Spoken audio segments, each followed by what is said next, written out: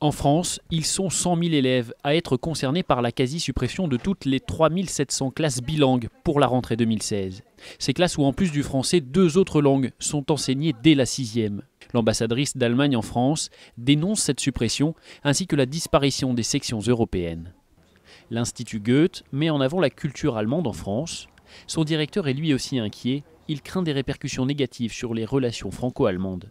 On sait très bien que là où l'Europe veut avancer, il faut avoir un accord franco-allemand et qu'il faut que la France et l'Allemagne soient d'accord. Et ça passe aussi un tout petit peu par les connaissances linguistiques. De son côté, le ministère de l'Éducation défend sa réforme. L'entourage de Najat Vallaud-Belkacem rappelle que la ministre a pour objectif d'augmenter le nombre d'élèves qui vont apprendre l'allemand. Car en France, seuls 15% des collégiens pratiquent cette langue.